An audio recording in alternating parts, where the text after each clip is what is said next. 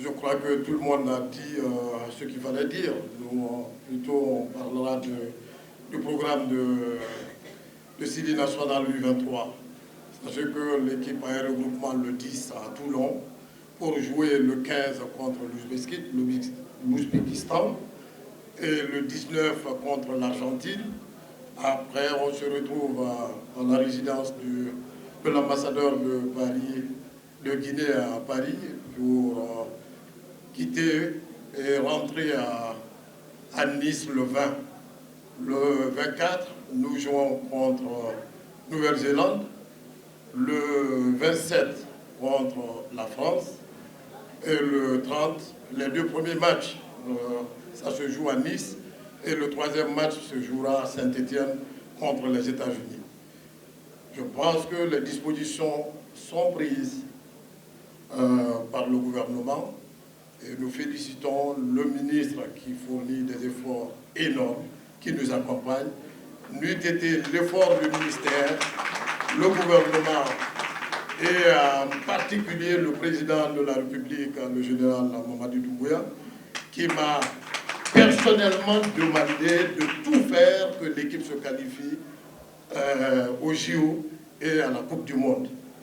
Encore une fois, je remercie le président et je remercie tout le monde.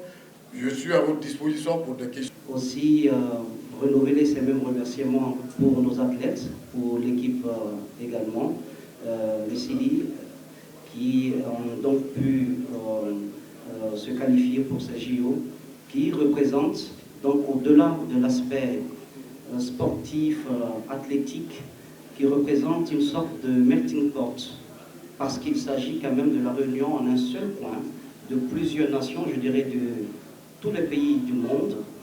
Quand on parle de plus de 200 comités tout de même réunis en un seul endroit, qui vont pouvoir compétir, ces pays viennent avec leur culture, viennent avec ce qui les différencie les uns des autres.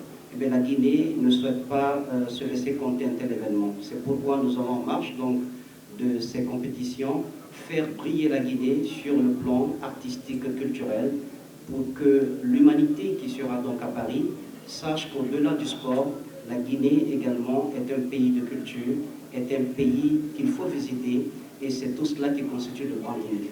Car le branding, c'est ce qui se fait de bon, de mieux, de sublime, de majestueux en République de Guinée et qui nous différencie des autres pays du monde. Donc nous allons avoir un village de Guinée du côté de l'hippodrome de Paris-Vincennes, qui va donc être le lieu de rendez-vous de l'ensemble de la diaspora guinéenne, et où des artistes guinéens, essentiellement ceux qui sont installés en Europe, viendront donc faire des prestations. Nous allons également avoir des troupes de percussion qui vont jouer. Nous allons aussi permettre qu'il y ait des échanges sur la République de Guinée, sur tout ce qu'il y a comme attrait en termes d'investissement, pour qu'on arrête de nous coller certains stéréotypes qui ne nous arrangent pas du tout. Parce que notre pays souffre à l'international de plusieurs stéréotypes qu'il faut casser. Et pour casser cela, il n'y a pas mieux que cette tribune en or que nous offrent donc les Jeux Olympiques. Donc il y aura donc bel et bien un village de Guinée qui sera donc essentiellement basé sur la promotion de la diversité, de la richesse de la culture guinéenne. Des artistes passeront là de tout genre pour essayer donc de créer un événement, je dirais, festif autour donc des différentes rencontres que nos athlètes, que notre équipe donc aura à faire du côté de la France. Et nous serons aussi culturellement présents à l'ouverture des Jeux Olympiques, car le groupe Circus Baobab fait partie donc, c'est le seul groupe guinéen qui va donc participer à l'ouverture des Jeux Olympiques. Ce n'est pas donné à tout le monde. Circus Baobab, c'est une troupe qui a été créée en 1998, qui regroupe des enfants à qui on avait dit que le futur ne présageait rien de bon. Mais ils ont cru en eux, ils se sont mis ensemble, ils ont été coachés. Aujourd'hui, Circus Baobab, c'est vraiment l'un des meilleurs brandings de la République de Guinée.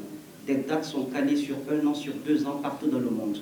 Tous les grands festivals du monde, en termes de promotion de l'art circassien, vous avez le Circus Baobab, qui est une troupe guinéenne qui est donc appelée. Donc Circus Baobab va brandir le drapeau guinéen à l'ouverture des Jeux Olympiques et cela mérite vraiment nos encouragements. Donc voilà un peu ce que nous prévoyons, plusieurs surprises. Le catalogue sur le village de Guinée, JO 2024, est déjà fait. Nous sommes déjà en pleine mobilisation, aux côtés donc du ministère des Sports de la Jeunesse, avec l'appui de la coordination nationale du branding, pour que ce soit vraiment un événement culturellement vivant et qui mettra en avant notre richesse culturelle et qui vendra la destination Guinée. Merci beaucoup. Merci beaucoup. D'abord, le fait d'être dans une équipe nationale, si c'est le collectif tel que le football ou le basket, être parmi les 11, c'est un privilège. C'est d'abord un privilège. Donc, il est extrêmement important pour que nous tous, journalistes, athlètes, encadreurs, que nous comprenions que quel que soit le montant de la prime que vous aurez, elle ne peut pas remplacer le privilège d'être représentant d'une nation. C'est extrêmement important. Et c'est ce qui nous a poussé, vu qu'il y a des années que nous avons oublié ces valeurs. Je crois que nous allons visionner la vidéo qui ont été faites ici par les anciens Olympiens pour dire que prochainement, que tous ceux qui auront l'honneur, le privilège et de représenter l'équipe nationale doivent passer par l'ASCAD. L'ASCAD, c'est pour leur formation civique et citoyenne, parce que c'est extrêmement important que cela soit.